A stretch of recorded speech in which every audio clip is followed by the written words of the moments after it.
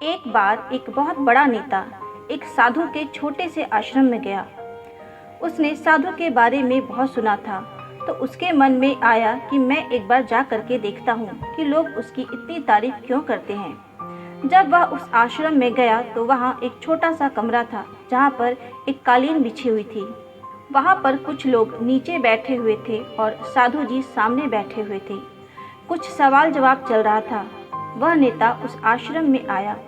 उस नेता के साथ 4 बॉडीगार्ड भी थे और उसकी यह आदत थी कि वह जहाँ पर भी जाता था लोग अपनी जगह से खड़े हो जाते थे और उसकी तरफ देखते थे, हाथ जोड़ते थे और सर झुकाते थे।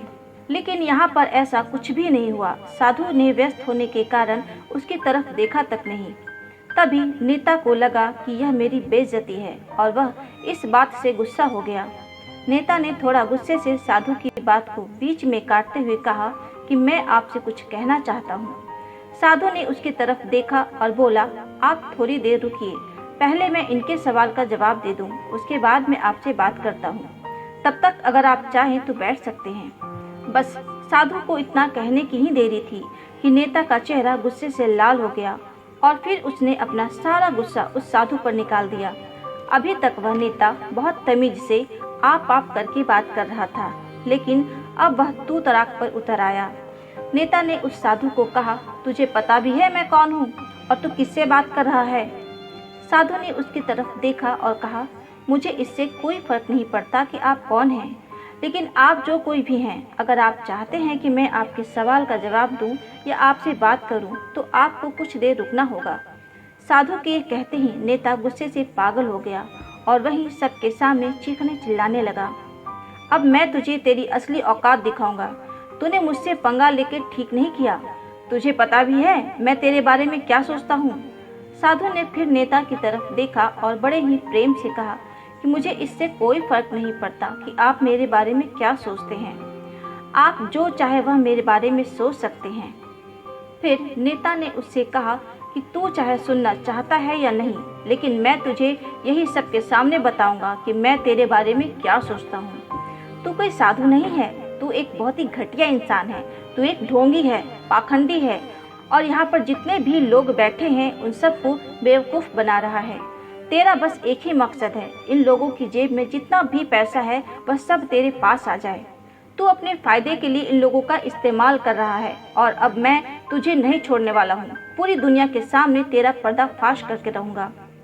लेकिन उसके इतना बोलने के बाद भी हल्की सी मुस्कान उस साधु के चेहरे पर बनी रही।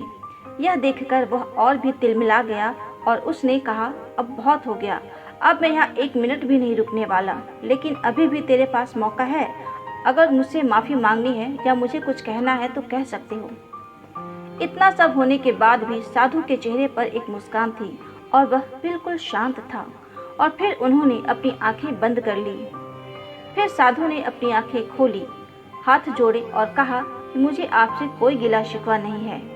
आपके लिए मेरे मन में कोई भी गलत ख्याल नहीं है। जो भी मेरे बारे में आपने कहा वह आपकी अपनी सोच थी, तो मुझे आप में कोई भी बुराई नज़र नहीं आती है। मुझे आप बहुत ही भले इंसान लग रहे हैं। और साधु के इतना कहते ही नेता का दिमाग 7वें आसमान पर पहुंच गया। उसके चेहरे पर एक अजीब सी खुशी थी, क्योंकि उस साधु ने वही कहा जो बाकी सब लोग उस नेता को कहते हैं। और वह खुशी खुशी उस आश्रम से अपने घर की तरफ चला गया और जाकर के पिताजी के साथ बैठ गया। उसके पिताजी ध्यान में थे। उन्होंने पूरी जिंदगी सिर्फ लोगों की सेवा करी और बदले में कुछ भी उम्मीद नहीं किया।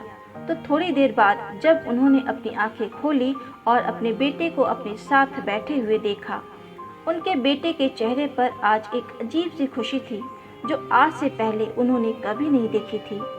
फिर उस नेता ने एक एक करके सब कुछ बताया कि आज क्या हुआ, किस तरह वह आश्रम गया और वहाँ पर क्या हुआ, उसने क्या कहा और साधु जी ने क्या कहा। जब उसके पिताजी ने पूरी बात सुनी तो थोड़ा सा मुस्कुराए और अपने बेटे को देख करके बोले कि उन्होंने तुम्हारी तारीफ नहीं करी, क्योंकि उन्होंने वह नहीं कहा जो तुम हो, उन्होंने वह कहा जो वह खुद हैं। और तुमने जो भी कुछ उनको कहा वो नहीं कहा जो वो हैं, बल्कि तुमने वो कहा जो तुम खुद हो।